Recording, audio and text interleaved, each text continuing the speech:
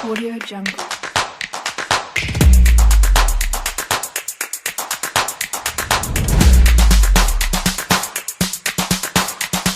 Audio Jungle.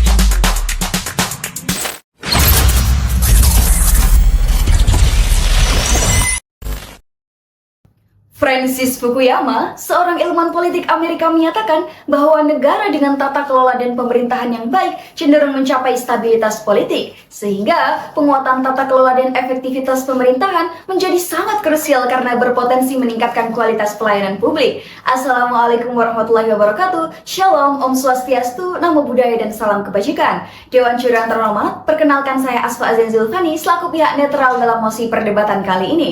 Dewan Juri Pembentukan Negara dan Pemerintahan Indonesia berlandaskan pada cita-cita Indonesia yang tertuang dalam pembukaan Undang-Undang Dasar Negara Republik Indonesia tahun 1945. Untuk mewujudkan tujuan pembangunan yang ditetapkan, Presiden memerlukan dukungan menteri yang kompeten dan bertanggung jawab dalam menangani isu pembangunan nasional. Sesuai dengan teori birokrasi Max Weber yang menekankan pentingnya kompetensi dan profesionalisme dalam pemerintahan. Berdasarkan pasal 17 Undang-Undang Dasar Negara Republik Indonesia tahun 1945, Presiden diberikan kewenangan untuk membentuk kementerian dalam rangka menjalankan pemerintahan. Sebagai bentuk implementasinya, lahirlah Undang-Undang Nomor 39 Tahun 2008 tentang Kementerian Negara atau yang selanjutnya disebut UUKM.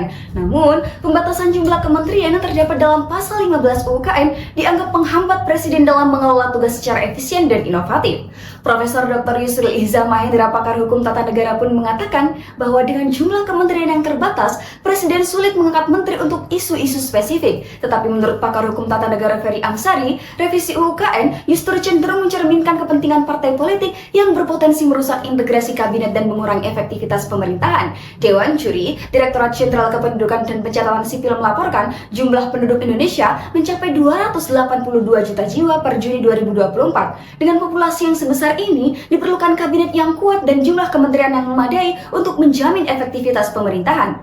Didukung studi dari Harvard Kennedy School 2023 yang menunjukkan bahwa spesialisasi kementerian dapat meningkatkan efektivitas pelayanan publik hingga 30%. Namun, data analis dari Center of Economic and Law Studies 2024 mencatat bahwa kabinet dengan 34 menteri saja menghabiskan 389,4 miliar per tahun. Sementara kabinet dengan 48 menteri diperkirakan menghabiskan 777 miliar per tahun. Hal ini akan berpotensi membebani anggaran negara hingga 1,95 triliun. Dewan Juri melalui studi komparatif, ketika kita berkaca pada Jerman dan Prancis yang menerapkan fleksibilitas dalam struktur kabinet, mereka mampu menyesuaikan kementerian dengan cepat saat menghadapi krisis seperti pandemi. Di sisi lain, Amerika Serikat berhasil mencapai tata kelola pemerintahan yang baik dengan hanya 15 kementerian yang terbukti dari peringkat tinggi dalam berbagai indeks. Adapun Denmark dengan 25 kementerian saja mencatat skor sempurna dalam memenuhi kebutuhan dasar penduduk. Dengan demikian, sangat penting untuk menganalisis secara mendalam dari sisi pro dan kontra mengenai mosi kita kali ini, yang selanjutnya akan dipaparkan oleh pihak pro dan pihak kontra dari tim kami. Sekian dan terima kasih. Salus Populi Suprema Lex Exto.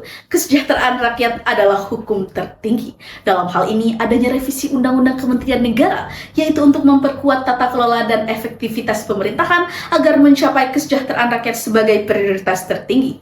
Assalamualaikum warahmatullahi wabarakatuh. Shalom, Om Swastiastu, Namo Buddhaya, dan salam kebajikan. Dewan Juri yang bijaksana, perkenalkan saya Zakia Amelia sebagai pihak pro dengan tegas, lugas, dan jelas mengamini mosi perdebatan kita kali ini. Dewan Juri yang terhormat, mari kita luruskan kesalahan berpikir dalam penolakan mosi perdebatan kita kali ini, di mana dengan adanya penambahan kementerian justru untuk menghasilkan kinerja kementerian yang lebih efektif. Sebab jika kita berkaca pada kementerian yang lebih lalu, salah satu contohnya yaitu Mendikbudristek yang harus menjalankan 4 bidang sekaligus yang meliputi pendidikan, kebudayaan, riset, dan teknologi. Apakah kebijakan di setiap bidang tersebut dikelola dengan maksimal? Tentu tidak, Dewan Juri yang terhormat. Hal ini dibuktikan dengan adanya kritikan tajam dari berbagai pihak yang salah satunya berasal dari mantan Wakil Presiden Yusuf Kala yang menilai bahwa beberapa kebijakan yang ditetapkan oleh Mendikbudristek, terutama terkait dengan anggaran dan perubahan kurikulum, menunjukkan kinerja yang buruk karena belum memberikan dampak signifikan pada kualitas pendidikan di Indonesia. Dewan Juri yang terhormat, tepat 21 Oktober 2024 telah dilantik Kabinet Merah Putih yang terdiri dari 48 kementerian. Jumlah ini lebih banyak dibandingkan kabinet sebelumnya yang hanya berjumlah 34 kementerian. Langkah ini merupakan wujud nyata dari adanya revisi Undang-Undang Nomor 39 Tahun 2008 tentang Kementerian Negara yang memberikan Presiden keleluasaan lebih besar dalam menyusun kementerian sesuai dengan kebutuhan bangsa. Sebagaimana pendapat dari Amin AKNM, seorang anggota Komisi 6 DPR RI, bahwa jumlah kementerian yang dibentuk disesuaikan dengan kebutuhan penyelenggaraan pemerintahan oleh Presiden untuk mewujudkan keadilan dan kesejahteraan. Berlandaskan pada pasal 17 Undang-Undang Dasar Negara Republik Indonesia tahun 1945 yang memberikan Presiden kewenangan untuk membentuk kementerian guna menjalankan pemerintahan, penyusunan formasi kabinet merupakan hak prerogatif Presiden, karena Presidenlah yang lebih tahu apa yang dibutuhkan untuk mencapai visi pembangunan dan kemajuan bangsa. Karena berdasarkan data dari Badan Informasi Geospasial bahwa Indonesia adalah negara kepulauan terbesar di dunia dengan jumlah pulau 13.466, luas daratan 1.922.570 km persegi, dan luas perairan 3.257.483 km persegi. Dan data yang disebutkan oleh Teguh Setiabudi, seorang Dirjen Dukcapil, bahwa data kependudukan per 30 Juni 2024 sebanyak 282.477.584 jiwa. Ini menunjukkan betapa besar tantangan yang harus dihadapi untuk mengelola negara dengan populasi dan wilayah yang sangat luas. Dewan Juri yang terhormat, setelah adanya revisi Undang-Undang Kementerian Negara yang disahkan menjadi Undang-Undang Nomor 61 Tahun 2024 tentang perubahan atas Undang-Undang Nomor 39 Tahun 2008 tentang Kementerian Negara, batasan jumlah maksimal menteri dihapus dan memberikan keleluasan kepada Presiden untuk menambah kementerian sesuai dengan kebutuhan aktual negara. Kemudian terdapat penambahan pasal 6A dan 9A yang dapat membentuk kementerian baru berdasarkan suburusan pemerintahan yang lebih spesifik agar setiap bidang dapat ditangani dengan fokus dan ahlian yang mendalam. Hal ini selaras dengan diskresi administratif yang diatur dalam Undang-Undang Nomor 30 Tahun 2014 tentang administrasi pemerintahan, bahwa pejabat eksekutif membutuhkan ruang diskresi untuk menyesuaikan struktur pemerintahan dengan tantangan yang terus berkembang. Sehingga Dewan Juri yang terhormat, urgensi utama dari revisi ini ialah untuk menjawab tantangan yang semakin kompleks baik di tingkat global maupun domestik, mulai dari isu pendidikan, ekonomi, perubahan iklim kesehatan hingga transformasi digital. Fleksibilitas ini memungkinkan Presiden merespon tantangan dengan cepat dan tepat, sehingga hal ini selaras dengan good governance, di mana tata kelola yang baik harus berbasis pada efisiensi dan transparansi.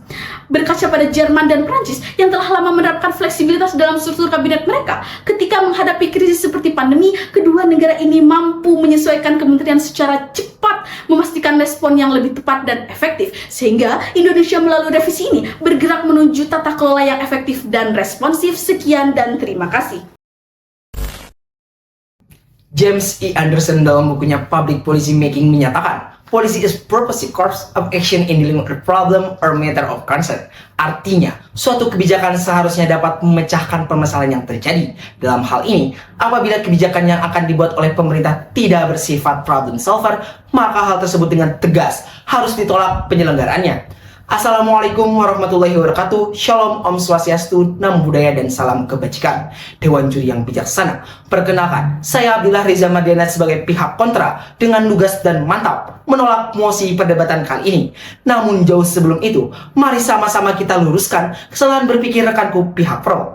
Dewan Juri, ketika pihak pro menyatakan bahwa pembentukan kementerian merupakan hak prerogatif Presiden, namun yang perlu dipahami yaitu tetap diperlukan pembatasan kewenangan Presiden. Salah satunya yaitu dengan adanya pembatasan kuantitatif dengan mengedepankan sistem meritokrasi agar tidak menyebabkan abuse of power pada Presiden.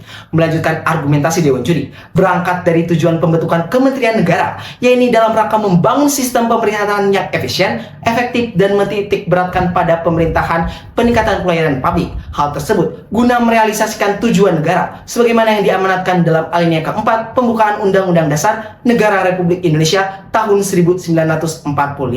Akan tetapi Dewan Juri, lahirnya Undang-Undang Nomor 61 Tahun 2024 tentang perubahan atas Undang-Undang Nomor 39 Tahun 2008 tentang Kementerian Negara yang selanjutnya disebut UUKN telah melahirkan problematika yang akan berdampak luas, seperti dalam pasal 6A yang menjadi celah pembentukan kementerian oleh Presiden yang tanpa batas, dan dalam pasal 15 yang justru merupakan suatu langkah mundur yang perlu diperhatikan. Hal tersebut seirama dengan Bivitri Susanti, seorang pakar hukum tata negara, yang menyatakan bahwa revisi UUKN tidak memiliki kemanfaatan untuk semua lapisan masyarakat, melainkan hanya untuk kepentingan pribadi. Sehingga terdapat dua urgensi utama mengapa pihak kontra menolak mosi perdebatan kali ini.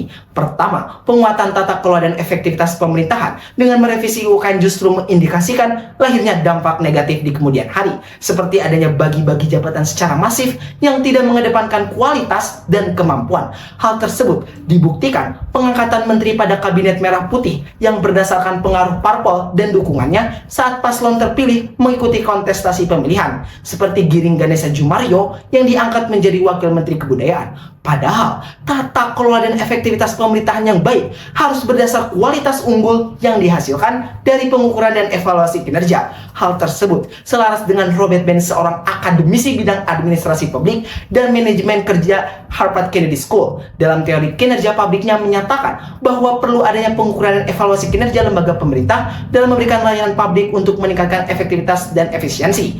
Yang kedua, dengan dihapusnya limitasi kementerian akan menyebabkan bertambahnya beban pengeluaran keuangan negara. Berdasarkan data Center of Economic and Law Studies, bahwa kabinet Jokowi yang berjumlah 34 menteri menghabiskan 389,4 miliar per tahun, sedangkan pada kabinet Prabowo dengan 48 menteri menghabiskan 770 miliar per tahun. Tentu angka tersebut menggambarkan potensi pembengkakan anggaran yang memperberat APBN hingga mencapai 1,95 triliun per tahun. Dewan Juri, mari kita lebarkan sayap dengan melihat perbandingan negara lain di dunia. Berdasarkan data World Bank pada Indeks Penegakan Hukum World Justice Project, Indeks Pemerintahan dan Indeks Kemajuan Masyarakat, Amerika Serikat hanya memiliki 15 kementerian saja, Dewan Juri. Akan tetapi Amerika Serikat merupakan negara dengan tata kelola pemerintahan yang baik di dunia. Dibuktikan dengan Amerika Serikat menempati peringkat tinggi hampir di seluruh indeks. Kemudian Denmark dengan hanya 25 kementerian saja mendapatkan skor sempurna pada aspek kebutuhan dasar penduduk, termasuk akses terhadap gizi dan jaminan kesehatan serta pendidikan dan hak asasi. Sehingga jelas sudah, Dewan Juri, adanya revisi UKN ini justru menjadikan suatu hal yang tidak memiliki kemanfaatan hukum. Padahal Sudikno Mertokusumo dalam teori kemanfaatan hukumnya menyatakan bahwa hukum harus mencapai kemanfaatan bagi masyarakat, bangsa, dan negara. Dewan Juri, lex semper debit remedium, hukum selalu memberikan solusi. Maka solusi yang pihak kontra tawarkan yaitu memberikan pembatasan kuantitatif pada pembentukan kementerian yang mengedepankan sistem meritokrasi dengan merevisi pasal 15 Undang-Undang Nomor 30 Tahun 2014 tentang administrasi pemerintahan terkait pembatasan kewenangan presiden. Kemudian perlu adanya peningkatan kualitas dan evaluasi kinerja kementerian secara rutin dan optimal, seperti evaluasi akuntabilitas kinerja instansi pemerintah atau AKIP yang dibentuk oleh tim penilai nasional. Maka sampai akhir argumentasi, pihak kontra dengan tegas untuk menolak mosi perdebatan kali ini. Sekian dan terima kasih. Dewan Juri yang terhormat, telah disampaikan analisis dari pihak pro dan pihak kontra dari tim kami mengenai penguatan tata kelola dan efektivitas pemerintahan melalui revisi Undang-Undang Kementerian Negara. Pihak pro menekankan pentingnya fleksibilitas dalam pembentukan kementerian untuk menghadapi tantangan yang kompleks sesuai dengan prinsip diskresi administratif dalam Undang-Undang Nomor 30 Tahun 2014 tentang administrasi pemerintahan. Fleksibilitas ini diharapkan dapat meningkatkan efektivitas pelayanan publik hingga 30%, sebagaimana data dari Harvard Kennedy School 2023. Dengan revisi UKN seperti pengubahan pasal 15, penambahan pasal 6A dan 9A, Menteri dapat lebih fokus pada isu-isu spesifik dan mendukung prinsip good governance. Pun berkaca dari Jerman dan Prancis, menunjukkan bahwa fleksibilitas kabinet memungkinkan penyesuaian kementerian secara cepat saat krisis seperti saat pandemi. Di sisi lain, pihak kontra menyoroti risiko dari revisi UKN yang menghapus batasan jumlah kementerian dianggap sebagai langkah yang mundur. Analisis Center of Economic and Law Studies 2024 menunjukkan bahwa kabinet dengan 34 menteri saja menghabiskan anggaran 389,4 miliar per tahun, sedangkan 48 menteri bisa mencapai 777 miliar per tahun yang berpotensi membebani APBN hingga 1,95 triliun. Revisi ini juga dapat menyebabkan bagi-bagi jabatan yang tidak mengutamakan kualitas. Pun berkaca pada Amerika Serikat dan Denmark yang berhasil mencapai tata kelola yang baik dengan hanya 15 hingga 25 kementerian.